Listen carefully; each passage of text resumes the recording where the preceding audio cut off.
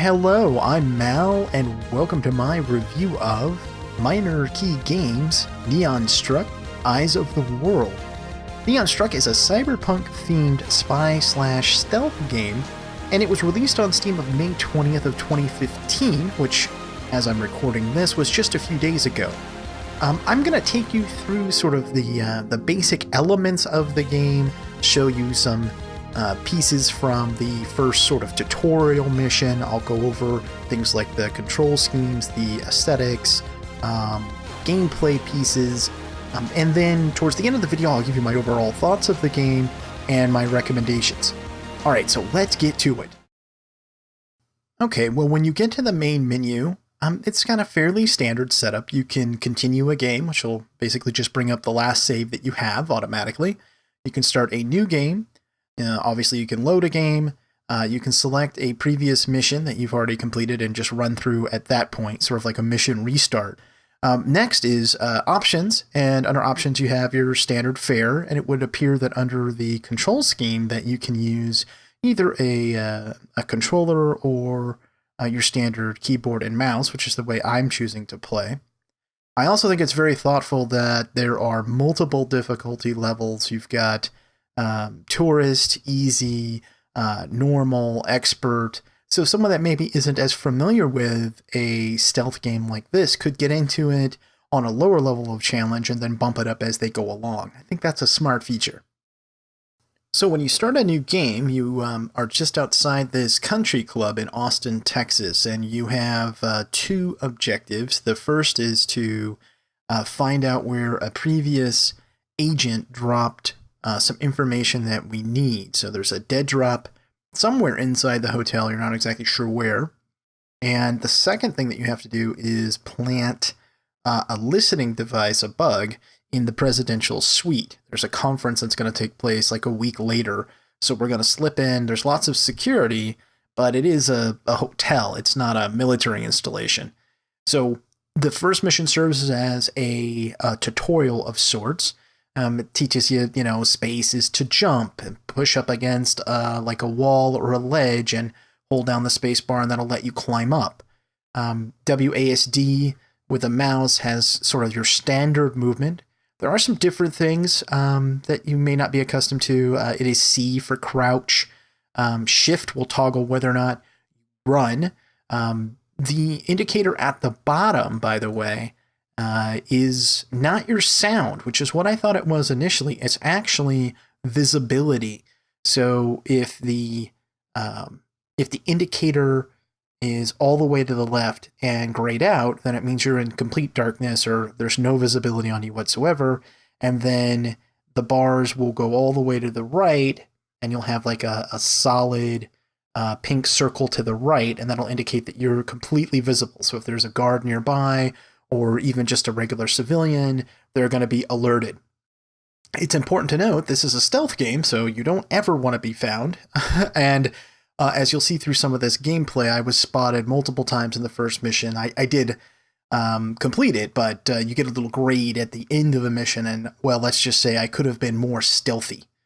So let's take a look a little bit closer at some of the other mechanics. So we'll take a look at, let's take a look at the first objective, which is to get past the gate to get into the hotel. We need a key card, so I'm going to sneak over here and I'm going to take a key card from this guard without making any noise and without being spotted. So we sneak our way across the courtyard, make our way into the main lobby of the country club. Now we're looking for the guest registry, which I find very quickly. And once I've done that, I've got a clue as to where the dead drop is, so I proceed to head that way. Now, I don't have a key, though, unfortunately, to get myself in there. There's two possible ways to do it.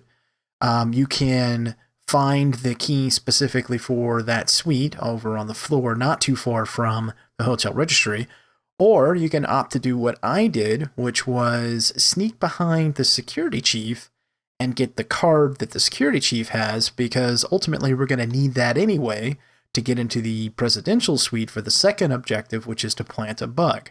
So here I go. I'm I'm gonna get this card, and not get caught, and yes, good, I've got the card. Alright, let's make our way back inside. I also wanted to note that at certain stages of the map, you can find these little boxes that give you geo tokens, which you can use to throw and distract people. I probably should have paid closer attention to the fact that I could utilize those, because when I went over to the presidential suite to plant the listening device, it got a little bit sticky for me. I didn't really want to knock anyone out, which you have the ability to do. I was trying to do it just completely stealth, and inadvertently got recognized or got spotted more than once and had to run and hide and then go back. Eventually, I was able to successfully plant the listening device and complete the mission. And then the only thing that you have to do at that point is get out. And I essentially just ran. I didn't really care if people saw me or not at that point. I figured I've already been spotted so many times. What's one more? So I get out to the extraction point and go into the next section, which is you going back to your office, and you talk to your handler. You have a little bit of a conversation. You kind of go through a debrief. You do get a grade for your performance, and then based on your grade, your handler will, kind of tell you, hey, we're a spy agency. You might want to stay out of sight. So you get a little bit of a scolding if you perform poorly, like I did. Then you go and pick up some of your equipment and you test that out in the basement. It's really cool. There's like a hacking mini game to open locks or disable alarms, which I think overall I'm going to have a pretty decent time with this, because back in the day I was pretty pro at Pong and Breakout. So I'm dating myself a little bit, but I think if you were any good at those games, then the mini games in here for hacking and locks won't be any issue for you.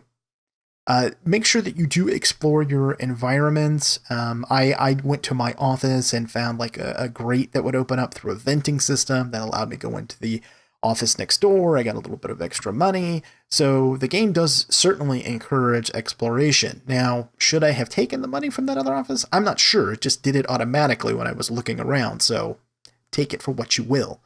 I don't want to get into any more of the story element of it, because I don't want to spoil it for folks.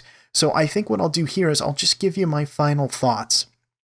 I think that this game does exactly what you would hope from an indie developer. They've created a challenging, interesting game that focuses on gameplay elements and is not so concerned with things like flashy graphics. And hey, I'm all for flashy graphics, but a lot of times you have a title that'll come out and that's really all it has. It doesn't have any substance. This game has a great aesthetic. It has great music. And as a matter of fact, right here at the end of this video, I'm going to play part of the soundtrack for you because I think it's phenomenal.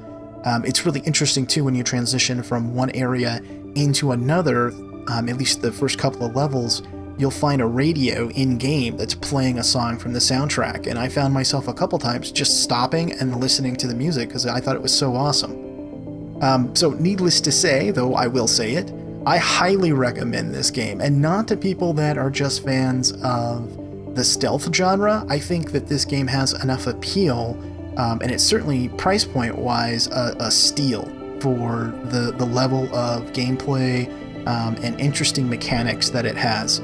I'm going to continue to play this in a series.